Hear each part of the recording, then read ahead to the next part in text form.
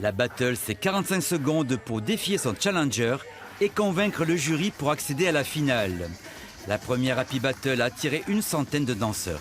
À la Casa Musicale de Perpignan, on pratique et on enseigne le hip-hop depuis 20 ans. Il y a une petite belle génération qui arrive à Perpignan. C'est l'esprit famille en fait, qui fait qu'on s'entraide et qui fait qu'on progresse à chaque fois.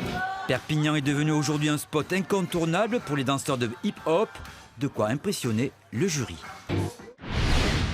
Sur cette grande plage de l'île de Ré, c'était encore un peu Noël après l'heure ce matin. Objectif, déposer les sapins dans le creux de la dune pour qu'elle se reconstitue. Toutes nos joies de Noël vont protéger la dune. L'érosion semble bien être l'affaire de tous. Je me voyais déjà en haut de l'affiche. 70 ans de carrière, 1200 chansons enregistrées, plus de 180 millions de disques vendus dans le monde.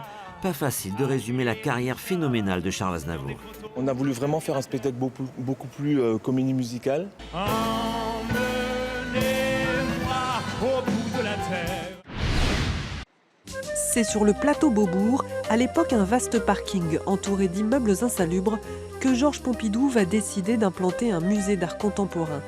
Je crois que quand il a vu la maquette, il a quand même été un peu surpris, mais qu'il a trouvé ça très bien. Seulement, il a dit, les gens vont crier. C'est l'erreur monumentale du siècle. On fera des expériences comme sur des lapins ou comme dans les hôpitaux psychiatriques. En 40 ans, le centre Pompidou s'est peu à peu installé dans le paysage urbain et s'est forgé une solide réputation d'agitateur culturel au plus près de la création contemporaine.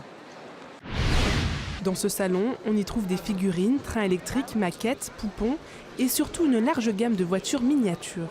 Côté poupée, Estelle restaure des modèles des années 1800 à 1950. Donc les jambes montées sur rotule, comme beaucoup d'américaines de cette période. Sous la direction de Luciano Bibiloni, 800 chanteurs amateurs et professionnels mêlent leur voix pour un moment si particulier dans ce palais de la musique et des congrès. Ça remue les tripes, on est tous ensemble, c'est de la musique, c'est de l'amour. Après 4 mois d'un travail acharné, où la très grande majorité a appris à chanter, voici le résultat, tout simplement bluffant.